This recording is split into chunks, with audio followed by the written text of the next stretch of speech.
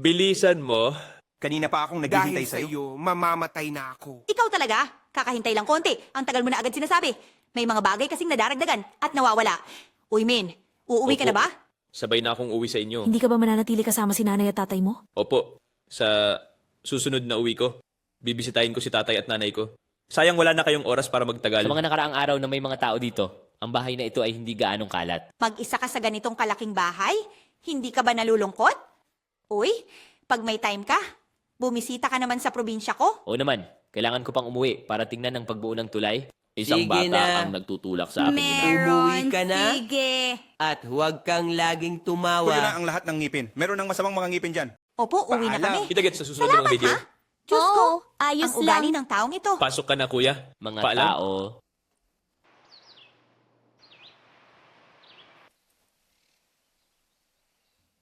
Ha? Bakit hindi kita nakitang makipagkita kay Utmi ngayon? Susuko ka na ba? Hindi ako susuko. Sino mo sa tingin mo ako? Nasa proseso ako ng paggawa ng mga bagong plano. Kung matalo sa isang plano, may iba pang plano. Oo nga pala. Kung hindi ka diretsyong makakalapit sa kanya, subukan mo sa mga kaibigan niya. Oo, tama. Makaraos lang sa pagkakataong ito. Siguradong magiging mahusay siya. Pero sa tingin ko, maasim din ang lasa. Pag-isipan mong mabuti. Ubi, Naku po! May problema ba? Maghanap tayo ng lugar para mag-usap. Hindi maganda ang mag-usap sa daan. Sabihin mo na ngayon, busy ako. Ikaw at yung doktor mula sa lungsod. May problema ba kayo? Anong ibig mong sabihin? Bakit ko sasabihin sa'yo? Nagmamakaawa ako sa'yo. Huwag mo akong tratuin ng malamig. Pwede ba?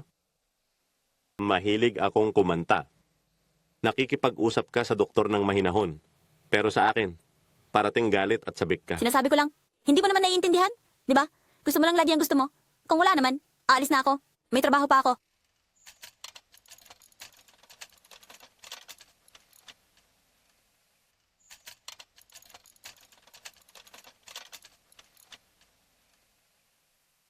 Kung papayag si nanay na pakasalan si Kuya Nardo, pangalawa ang tita mo ay kinasal kay Tito Philip Nguyen. Kung tayong dalawa'y magpakasal, magiging natatangi ang pamilya natin sa Sino baryo. ang kukuha sa iyo? Ha? Akala ko ba hindi mo ako gusto? Bakit pumayag kang mahalin ako? Magtatapat ka tapos iiwanan mo lang Parang ba sabihin ako? mo na ikaw ay isang mabait na babae. At ako ang babaeng manloloko. Bakit pa? Mukha nga na ikaw madaling lokohin. Grabe! iniwan ako ni Little Moy. Hindi ko na alam ang gagawin ko. Tawanan mo. Kita-kit sa susunod na video.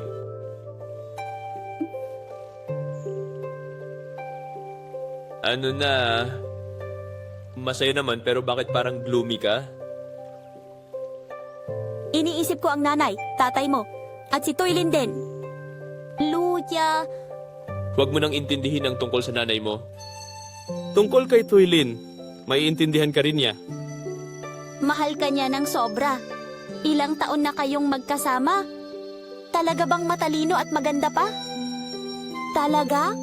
Hindi mo ba talaga siya nagustuhan? Meron din naman, pero hindi ito sapat para maging pagmamahal. Kasi mula pagkabata, sanay na si Tuylin, na inaaruga, kaya gusto niya na laging may nag-aalaga sa kanya. Mas mabuti na lang na siya ay nag-aalaga ng ibang tao. Oo. Paano naman ikaw? Oo. Kailan ka nagsimulang magmahal sa akin? Kailan mo ako nagustuhan?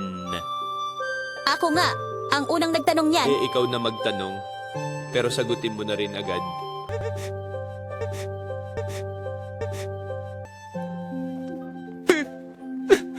Pat, Talaga namang kamangha-mangha. ba akong humiling? Pindutin ang subscribe, mga kaibigan. Mababasa ka! Mag-subscribe sa Gilligan channel para hindi mo mamiss yung mga nakakatuwang video. Sige! Mag-subscribe sa Lala School channel para hindi mamiss ang mga exciting na video. Oh, ate Mag-subscribe sa Lala School channel para hindi ma-miss ang mga exciting na video. Pwede ba? Mag-subscribe Tulungan sa Lala kita? School Channel upang hindi Kakarating mawala lang ni ang Lola. mga panapanabik na video. Opo, ako nga po. Kumusta sa lahat? Totoo nga. Kakaibang galing ng kapatid kong babae mula sa pagpunta sa Saigon. Napakaganda mo talaga, Mag-subscribe ka sa channel ng kuya. Lala School para hindi mo Gutom mamiss ang mga na ako. nakakaalam Ano na video. bang sinasabi mo? Oo, ang ganda nga ng pangalawa. Oo, talaga. Talaga bang maganda ang pangalawa? Sinasabi ko talaga, kung nagsisinungaling ako, mamatay na Maraming ako salamat ngayon. sa panonood Tama na. at magkita Ginagawa tayo ko muli ito para sa sa mga iyo. susunod na Kumusta video. na kaya ang pagbisita sa bahay ng magiging asawa mo? Ah, ganito kasi. Ang ganda ng bahay niya, grabe. Walang kulang ni ano, lahat kumpleto. Talaga? Oo, kahit na nasa lungsod lang yung bahay. Pero sobrang luwag at malamig. Asin. Diyos ko, ikaw na ang pinakabongga dito. Ngayong araw kasi, anibersaryo ng kamatayan ng mga magulang ko. Kaya bumalik siya dito para tumulong. Salamat! Talaga bang ang future son-in-law ay sobrang maalaga Okay sa na mga ang magulang ng kanyang 22. asawa? Ngayon na. Kailangan na lang ni tita ba? Bakit kaya? Bakit ayaw mag-asawa ni tita? Oo, malapit na, Napakaliit ng malapit na alikabok, yan. ano? Hala? Saan ka pupunta? Tara, suntukan. Naglalaro lang ako. Huwag mong sabihing pupunta ako sa bahay ni Okmay. Wala ka bang hiya? Ano bang pinapangarap nila? Sa bahay, kunin ang pera para kay nanay. Minsan lang tumawag si Tay. Pakiabot mo na lang, Ben. Sabi mo kay nanay na nasa bahay lang siya kumuha ng pera para kay mama? Hindi pwedeng pumunta kahit saan! Nanay, kung ganyan ka palagi, paano ka magkakaroon ng manugang? Ngayon araw-araw kong sinisikap na magkaroon ng manugang para kay nanay para may apo siyang karga. Hindi ko sinasabing hindi. Tapos na! Sabi ba niya? Naalala ko lahat! Tapos na! Tapos na! Tapos na! Tapos na! Wala bang problema? Diyos ko! Naglalakad Diyos ko! at wala man lang Dahil ingay. sa anak ko, kaya ako ganito ngayon? Hindi siya nakikinig sa akin? Sige na, umalis ka na. Huwag mo Saan akong pupunta? alalahanin. Kamusta pa mo ngayon? Dalhin kita sa klinika. Sige, sige. Ayos na, ayos na, ayos na, ayos na. Kunin ko lang ang langis at mawawala na ang sakit. Iupo mo ng kaunti ang upuan mo. Diyos ko, paalam. Salamat. Grabe naman. Ay, naku. Oo, nanay. Hindi mo talaga tinitingnan ang dinadaanan mo. Diyos ko, ang sakit naman. Sinabi na ni nanay. Nasaan ang tatay mo? Itanong mo sa asawa ni Mama kung saan niya ako dinala. Sige. Mamaya na lang. Hayaan mo na si nanay. Tawagan mo tatay mo. Sabihin mo na puno ng pitch ang niyog ni Mama. Nasaan na siya? Ayan.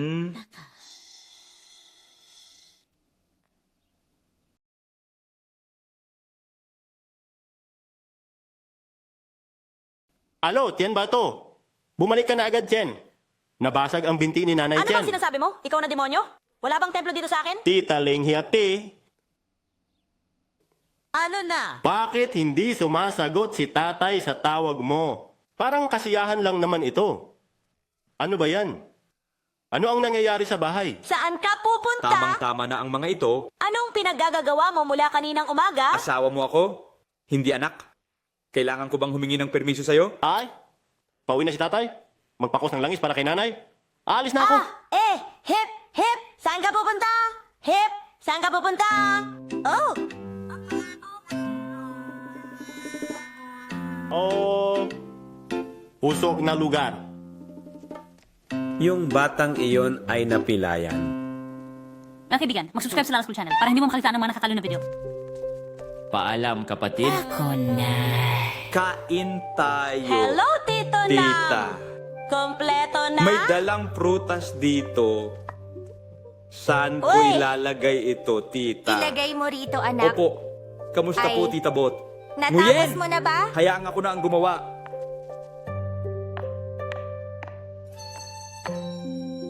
May damit sa ma. Oh, Tapos na, ha? Sunugin na natin para kay tatay Umalis na? Oh? At mahal kong mga magulang, ngayon ay death anniversary ni Mama. Kami ay nandito na lahat. Nagsusumamo kami kay nanay at tatay na kami tulungan at gabayan. Tien ba? Tulungan mo si ate na makapag-asawa agad at maging masaya. Pagpalain si Nguyen na sumang-ayon sa anak ko. Aalagaan ko ang nanay ko ng maayos habang buhay.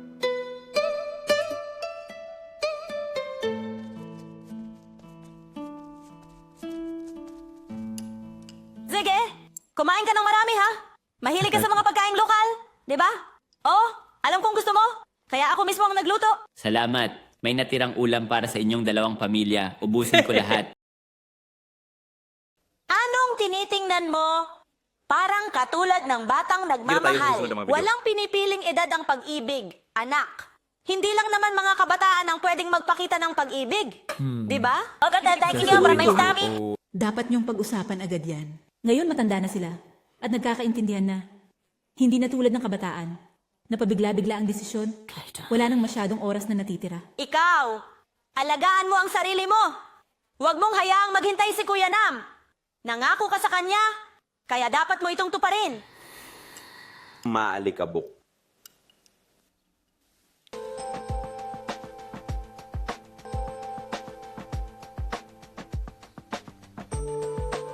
Hayop ka.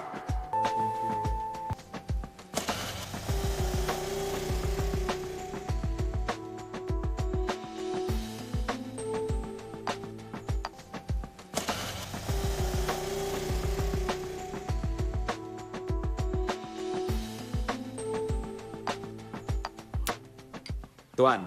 Opo. Anong nangyayari, kuya? Nakikinig tayo mo sa video, ha? Sa tingin ko, mas mabuti kung pakasalan mo na si Ukma. Mga bagay na ito. Kapag pinatagal mo, maraming pwedeng mangyari sa gabi. Hindi Kuya! pa ako pinapayagan ni Utmay. Bakit mo ako palaging pinapahiya?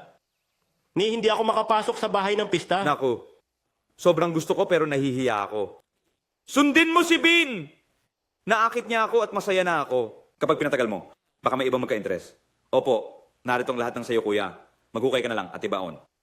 At saka, kung hindi ka pa ready, paano kung ang mga magulang mo ay pumayag? Bakit ka nangingialam masyado? Gusto mong sabihin? Alam mo ba?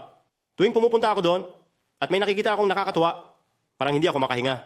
Palagi niya akong gustong kainin ng buhay. Sino ang nagsabing maging masama ang... Ako ito. Hindi ko kayo pababayaan magutom. Gusto mo ba talaga akong Sige, kuya. manatili rito? Ikaw na ang bossing. Kami, taga-sunod mo na lang. Pero natatakot ako kapag pinipilit mo kami. Mas masama pa kaysa sa pagiging masama. Oo. Tama ka.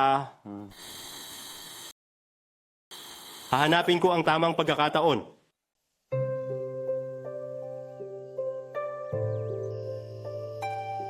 Kumusta, Uncle? Hindi pa rin ba sumasagot at tinatanggap ni Tita ang alok mo? Hindi pa, pero hindi rin pinipilit ni Tito si Kuya. Nangako si Kuya na sasagutin pagkatapos ng handaan. Hindi naman kailangan agad-agad eh. Sino naman nagsabi sa kanya na gawin yan? Sagutin sa araw na 1? Araw na 2? Sa tingin ko, bukas sasagutin na ni Tita si Tito. Meron pero parang wala rin. Hindi ko rin alam. Gusto ni Tito na pakasalan si Tita Nguyet.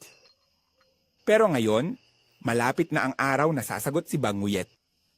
Kung hindi sumang-ayon si Mrs. Nguyet, okay lang ba? Oo, turuan mo siya. Gaya ng dati, inaalagaan at pinagmamalasakitan pa rin niya ako. Kailangan bang mag-asawa bago mag-alaga? Hindi ko gusto ang bagay. Babaibigan mo, no. At ikaw naman, dapat mo na sigurong alagaan si Nga. Kung hindi mo aalagaan si Nga, hindi kita patatawarin. Itinuturing ko siyang parang kapatid. Kuya Nam, huwag kang mag-alala. Si Hai nga ay matapang. Kung magagawa ko, gagawin ko. Ngam, seryoso ako? Nagkagusto ka na ba kina nga? Hindi. Wala. Ang weird naman ng sinasabi mo. Hoy, bukas aalis ka na dito? Kailan ka babalik dito? Hindi ko pa sigurado.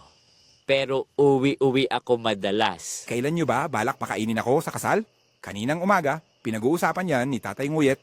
Plano ko na sanang sabihin, pero ngayon na lang ako magtatanong. Sige na, kung pwede, ituloy na natin. Hindi na tayo bata. Basta gawin ang bawat hakbang at maghintay o pumili. O nakadepende yan kay nga. Hindi ko siya mapipilit. Bukod pa ron, gusto niya na si Ann at si Banguyet ay magsama muna bago kami pag-usapan. Laging nagkakaisa ang magkapatid na ito Alam ko na inaantay ni Bangoyet na magkaroon ng lugar si Hainga bago siya magpatuloy.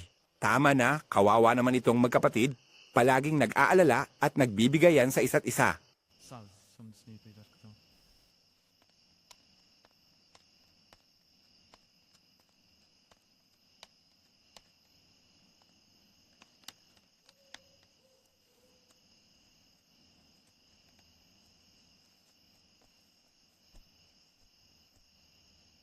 Hindi pa natutulog si nanay?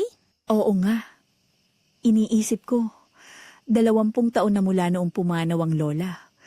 Pero masaya pa rin tayong magkasama bilang isang pamilya. At masaya, at masaya. Ikaw naman anak, basta't makahanap ka ng mabuting asawa, magiging kontento na ako. Pero, paano yung tungkol kay nanay at kay Kuya Nam? Hindi mo ba naamoy? May kailangan ka pang sagutin kay Tito? Hindi pa sinabi ni Tuy kay Uncle Nam. Pero may sagot na si nanay sa kanyang isip. Totoo ba ito, nanay? Nanay, sabihin mo nga sa akin, pumayag ka bang pakasalan si Tio Nam? Sa totoo lang, malaking utang na loob namin kay Tatay Nam. Gusto lang din ni nanay na alagaan si Tito bilang thank you. Pasasalamat? Hindi pwedeng maging pag-ibig yan. Anak, sa edad kong ito, iniisip ko pa ba ang tungkol sa pag-ibig? Sa una, naisip ng ate mo na ang pagsasama ay isang paraan ng pagbabayad loob, kaya pumayag siya. Pero naisip ko, kawawa naman si kuya kung ganon. So, hindi mo gusto si Tito? Ma, please pakasalan mo siya. Mayroon na si Philip at malapit na siyang ikasal. Kung ganon, mag-isa si nanay. Hindi pwede yon. Paano kung hindi na lang ako mag-asawa para makasama ko si Hindi ko sinabi na nanay? tinanggihan ko siya. Sige na, matulog ka na. Bukas na natin pag-usapan.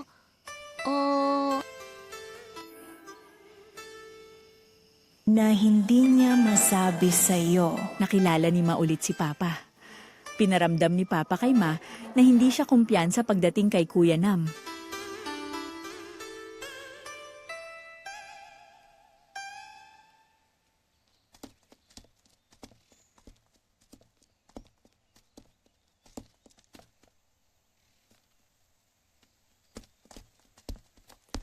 Ate, tanong ko lang, iyon ba ang bahay ni Oo, Yukmay? tama po.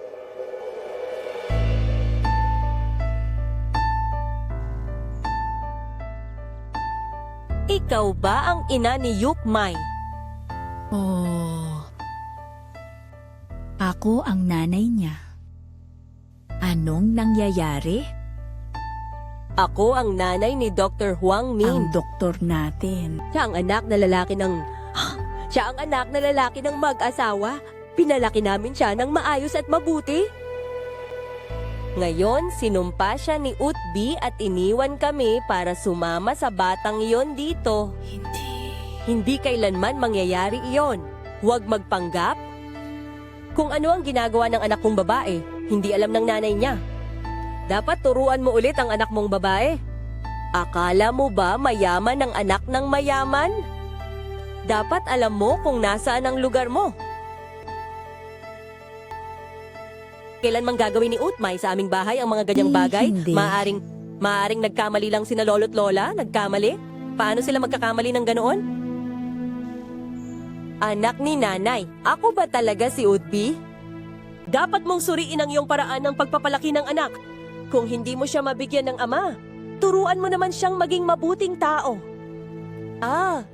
Do you want to change your life?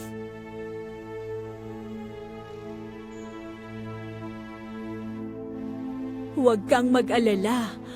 Kung may nararamdaman ang anak kong babae para sa anak mong lalaki, hindi ko hahayaang mangyari ito. Hindi dahil sa ang anak mo ay marangal, kundi dahil sa anak kong babae. Pinakatan siya na maayos. Maaring...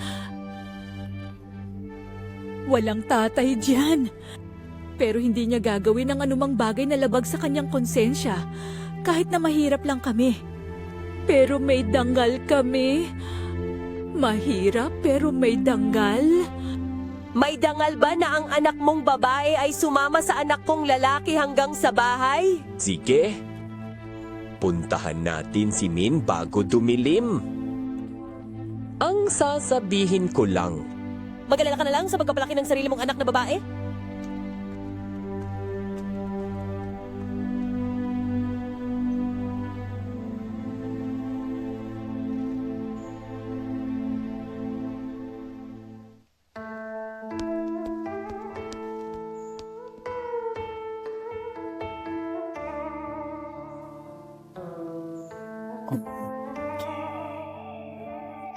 Ano ang nangyayari? Ano ang nangyayari?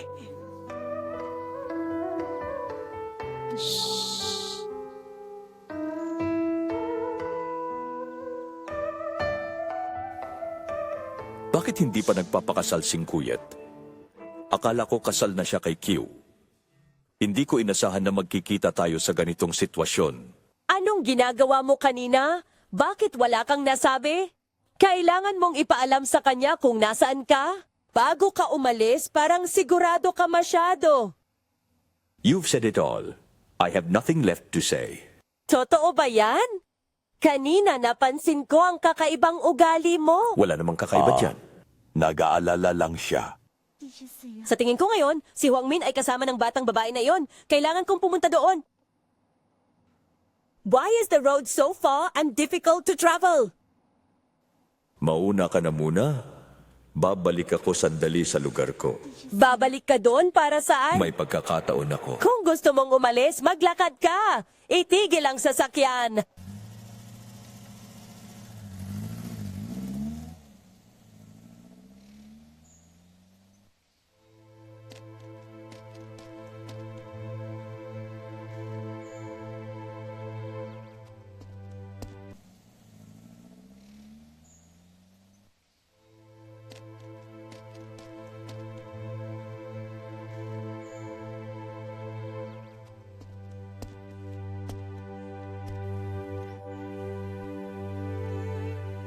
Bakit ka bumalik dito? Umalis ka na. At hiningi ko sa'yo, huwag ka nang bumalik dito. Gusto ko lang magtanong ng ilang bagay kay Nguyet. Ilang taon na ang nakalipas. Si Nguyet ay umuwi na sa probinsya upang manirahan.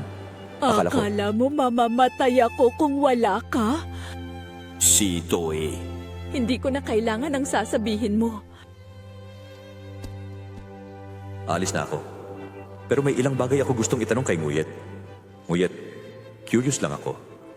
Bakit mo hinayaan ang anak mong si Nguyet na ganun? Noon, hindi naman ganito si Nguyet. Gusto mo bang maghiganti sa akin, Nguyet? Mag-subscribe kayo sa channel na Lalas School para hindi nyo mamiss yung mga interesante video. Anong ibig mong sabihin? Ibig mong sabihin, pinilit kong akitin ang anak kong babae para akitin ang anak mong lalaki? Sinabi ko lang naman iyon. Pasensya na talaga sa mga nangyari sa atin noon, Nguyet. But that was a long time ago. Let's not drag the kids into it. Nguyet, sa palagay ko, kung ang anak kong si Min ay magkakaroon ng relasyon sa anak mong babae, paano tayo makikitungo sa isa't isa? Sino ang may karapatang magsabi ng lahat ng ito? Pwede mo bang putulin ang ganitong pangako? Kuya, nang balak kong pumunta sa bahay mo. Tama na!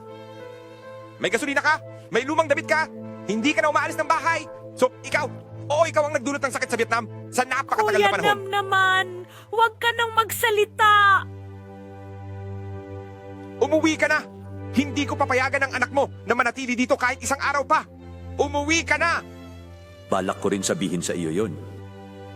I will cover all the expenses for my son who has been here for several months. Wala Good. akong pera! Umalis ka na!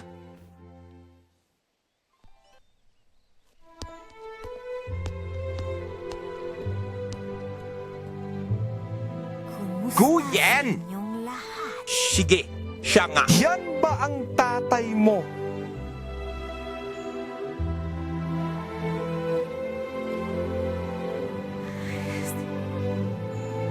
Bakit mangyayari ang bagay na to? Sabihin kay Ut, may ang tungkol dito. Kung hindi masyadong malungkot. Grabe! Magkarelasyon na ba yung dalawa? At hindi mo man lang sinabi sa akin! Kwarta? Bakit mo Ako? ko nilihim? Paano kinaya ng anak kong babae ang katotohanan ito? Diyos ko! Ano ang gagawin ko, Nam? Balik na ang aking... Nguyet? Kalma lang. Mag-subscribe kayo sa channel ng Lalas Kailangan natin humanap ng solusyon. Igong upang hindi mapalampas ang mga nakakatuwang video. Nakiusap ako sa'yo. Huwag mong sabihin kanino man itong bagay na ito. Takot akong hindi ito makayanan ni Uk. Ay! Huwag kang mag-alala. Sina may magtatago ng lihim. Kailangan kong humanap ng paraan para pigilan ng dalawa. Ngayon, uuwi si Nam sa bahay at hahanap ng paraan para paalisin ng doktor mula sa bahay ni Nam. Manatiling kalmado. Huwag mo rin ipaalam kay Min ang tungkol dito.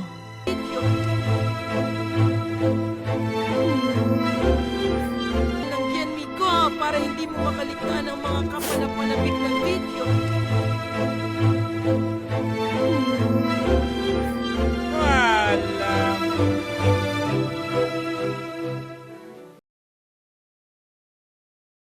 Ibigay mo ito sa iyong ina. Sabihin mo na.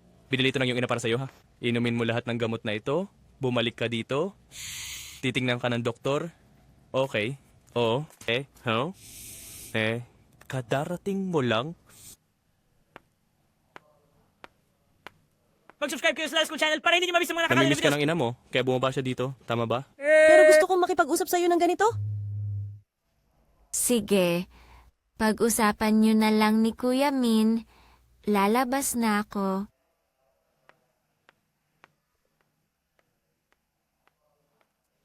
Bakit sa tingin mo ay seryoso si Mama?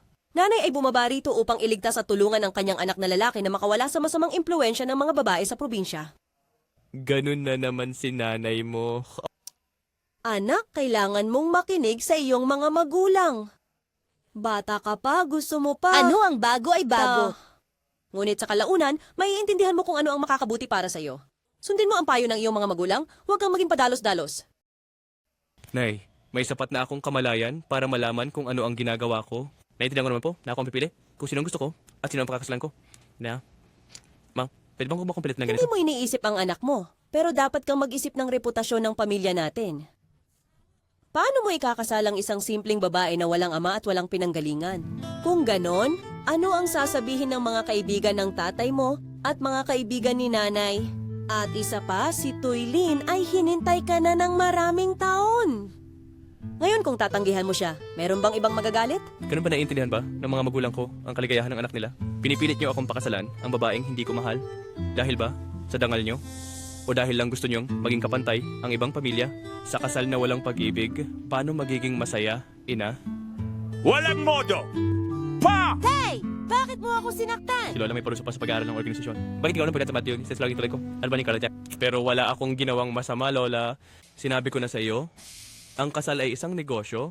Bilang isang lalaki, huwag hayaang ang isang babae ay humarang sa iyong tagumpay. Bakit ka sumusuway sa lola mo? May sarili kang buhay. Kahit anong gawin mo, hindi magbabago ang desisyon ko na hindi ako magpapakasal sa monghe. At nasabi ko na rin po ito sa kanya. At alam na rin po niya ito. Tay, anak mo ako, kaya kailangan sundin ang plano mo. Bigyan mo ako ng 3 araw para makauwi ako kung hindi ako makauwi. Babae bababa dyan, dalhin mo ang kanyang kwelyo pabalik.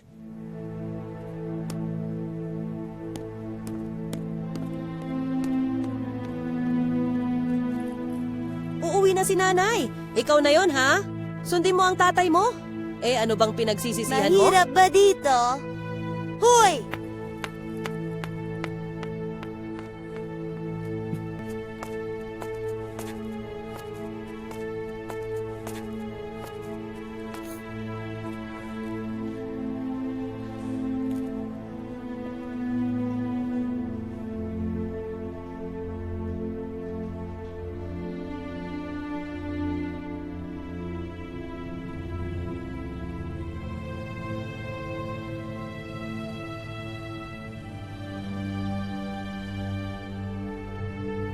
Ano bang problema mo? Bakit mula noon hanggang ngayon hindi mo siya sinaktan, pero ngayon bakit sinasaktan mo siya? Sobrang galit ko. Hindi ko mapigilan ang aking sarili. Hindi mo siya anak kaya hindi ka nasasaktan, tama ba? Ikaw ang tatay niya. Paano hindi masasaktan? Lagi mo siyang pinapabayaan, kaya nasisira siya.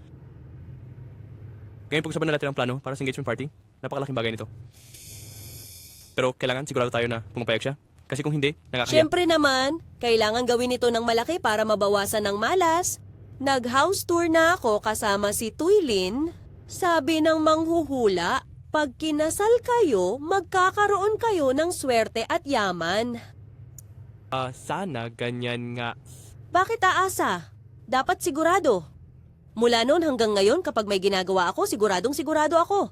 Sa totoo lang, gusto ko talaga yung mag-ina sa bahay na yon. Bakit may babae na hindi alam ang lugar niya?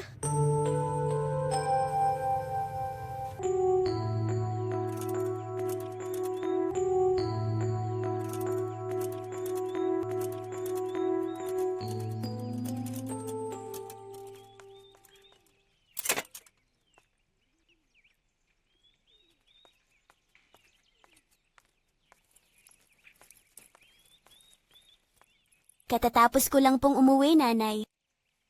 Umupo ka? Anak, gusto kong makipag-usap sa'yo.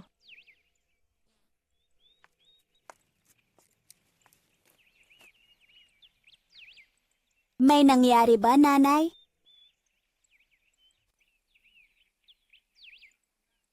Are you and men seeing each other?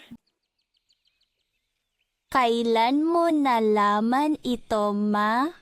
Gaano na tayo katagal magkakilala? Nasaan ka na?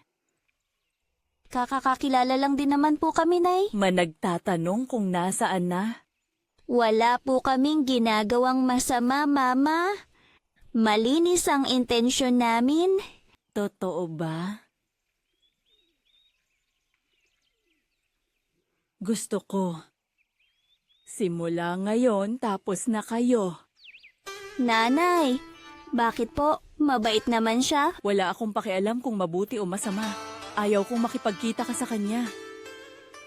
Kung susuwayin mo si Mama, hindi kanya papayagang magtrabaho sa health center. Bakit hinahadlangan mo kami, Ma? Uyatat. Hindi siya mapagkakatiwalaan. Alam ko naman na may kasintahan na siya. Siya at si Tuylin ay magkaibigan lang, Nanay. Si Min ay hindi ganon kagaya ng iniisip mo. Siya ay mabait. Gaano mo siya kilala? Ano ang alam mo tungkol sa pamilya niya?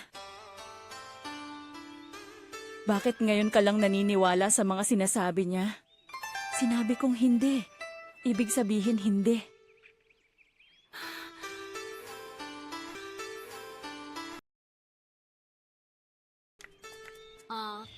Op? Ha? Bakit? Ano nangyari kay Mama? Ha? Yutmay? Ate... May nangyari ba sa bahay niyo ngayon, tita? Wala naman. Bakit mo natanong? Hindi ko alam kung ano ang nangyari kay nanay mo. Parang iba ang mata mo. Bago ba? Oo nga, medyo kakaiba nga. Parang may problema po kayo ni Mama, di ba? Opo, Ma, alam ko. Magkaibigan ba kayo ni Min? Magkaibigan ba kayo ng doktor? Diyos ko, matagal na ba kayong magkaibigan? Gusto ko yung doktor na yan, ha? Pero hindi sang-ayon si Mama, tita. Bakit ganun? Ha? Bakit hindi siya sang-ayon? Ang dami niyang mabubuting katangian. Bakit hindi nila gusto? Sabi ni Mama, hindi siya mapagkakatiwalaan. O Diyos ko, hayaan mo na siya. Ako na ang bahala. Kapag sinabi kong kaya ko, kaya ko. Sa panahon ngayon, kung ang taong iyon ay hindi mapagkakatiwalaan, sino ba ang mapagkakatiwalaan? Mabuti kaibigan, mabait ang taong iyon, kaya tanggapin mo na.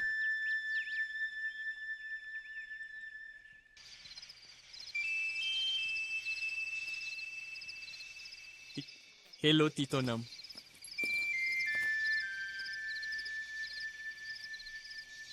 Si Tito Nam, anong nangyari? Simula ngayon, kailangan mong ilabas ang iyong mga gamit sa bahay ni Tito. Naayos ko na. Tingnan mo kung may kulang pa. Pero, bakit ganun ang ginawa niya? May nagawa ka bang mali? Wala ka namang ginawang mali. Pero ayaw na ni Tito sa bahay niya. Kung gusto niya, sino pa ang pwede tumira dito? Kung hindi, paalisin niya.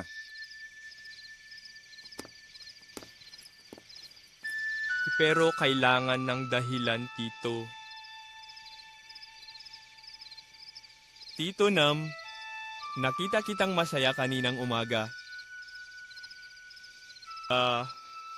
Tinataboy mo ba ako dahil mag-aasawa ka na? Tito, huwag kang mag-alala. Siguradong, pag nag-asawa ka na, aalis na ako. Hindi kita istorbohin. Pero, bigyan mo naman ako ng konting oras. Hindi. Sa madaling salita, hindi ka na pwedeng tumira sa bahay ni Uncle? Kaya bakit mo ako pinalayas? Wala namang dahilan. Hindi na kita gusto rito. Biglang may isang tao pumasok sa bahay namin, nagamit ng kuryente, nagamit ng tubig, nasakop ang isang upuan, nasakop ang isang higaan. Sa huli, kailangan mo pa rin mag-asawa. Hindi maginhawa na magkasama sa bahay palagi.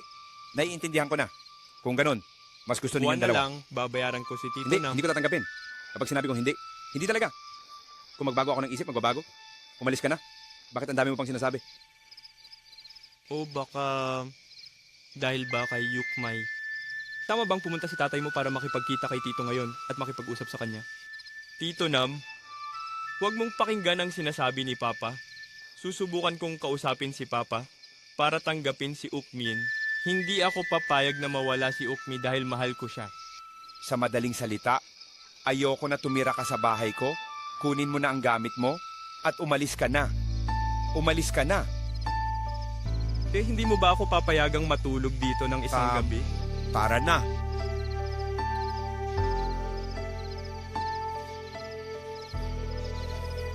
Mag-subscribe sa channel ng Lala School para hindi ka makalita ng mga kawili-wiling video. Kung ganon, kung paalam.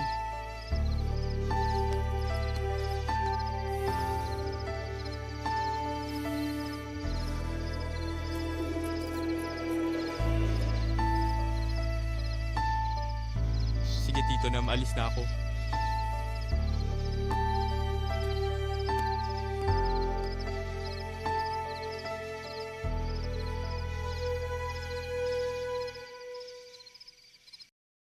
Pasok na. Dahil ako'y nag-iisa, kaya kahit sino ay...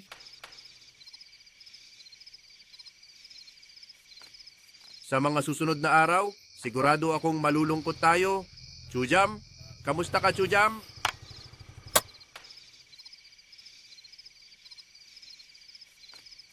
Paalam.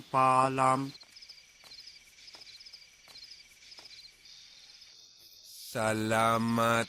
Bisitahin natin si Uncle Jam. May konting bagay din akong gustong pag-usapan kay Kuya Nam.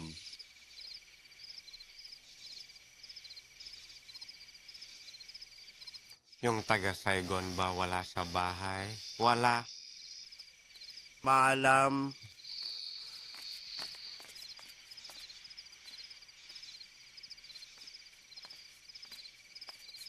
Grabe. Nasa na lahat ng gamit ng doktor, Kuya Nam? Lumipat na ba siya?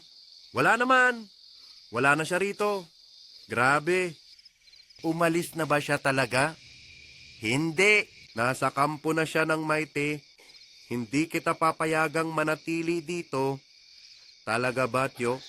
Bakit kita makikita? So you finally discovered its true colors, right? I told you. Nagpapanggap lang siyang mabait para lang tulungan ang sarili niyang pamumuhay, pero wala namang kapalit.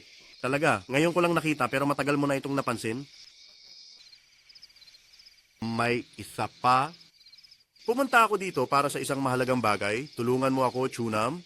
Ano ba yon para matulungan kita? Bigla ka na lang nagpapatulong dito?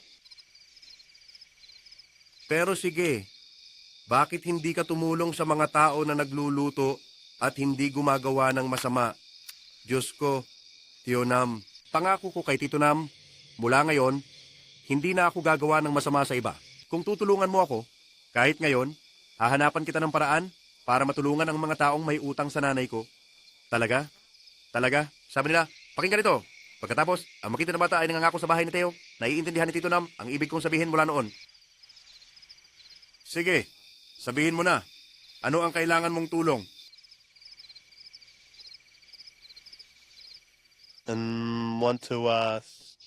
Tita Nguyet at Tita Nga, gusto kong hingi ng kamay ni Ukmay. Tayo sa susunod ng mga video. Tiyo Nam, pakiusap kay Tia Nguyet at Tia Nga para sa akin ha. Alam ko na malapit ang loob nila sa'yo. Hindi sila naiintindihan, hindi nila alam. Kung galit na galit sila sa'yo, bakit mo paniligawan ang anak nila? Alam mo ba, kung hindi ka tinatanggap ni Ate Ukmay, lalo mong dapat ipakita sa kanya na hindi ka susuko. Maski naiinis ang dalawang tita sa'yo, susubukan ko rin sumunod kay ko. Malay mo, baka sa pagpupursigi ko ay magbago ang isip ng dalawang tiyahin.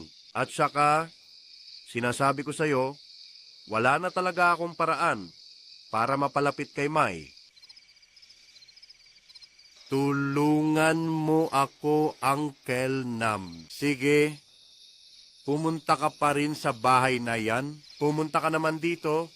Mag-usap tayo para maintindihan ng dalawang tiyahin mo ang pinagdadaanan mo. Oo, ang anak ng babae, gusto magpakasal, gusto magtanong Koko ikaw. So Kuya Nam, sumasang-ayon ka na ba sa anak ko? Salamat. Tito Dam ng sobra, ngayon, pupunta na ako para makita siya. Baliw ka ba? Ayaw mong mapalitan? Huwag kang pumunta sa bahay na yon ngayon. Bakit? Ano bang nangyari? Hindi ba pinapayagan ni Tio ang doktor na manatili rito? Wala naman talagang nangyari. Sige, umuwi ka na. Kapag masaya na, sasabihin ko sa'yo. Oo, sige. Pero Tito, pinangako mo na tutulungan mo ako. Tandaan mo yan ha. Pinangako mo na. Hindi ka na pwedeng umatras. Oo, sige. Malungkot ako. Maraming taon na akong malungkot.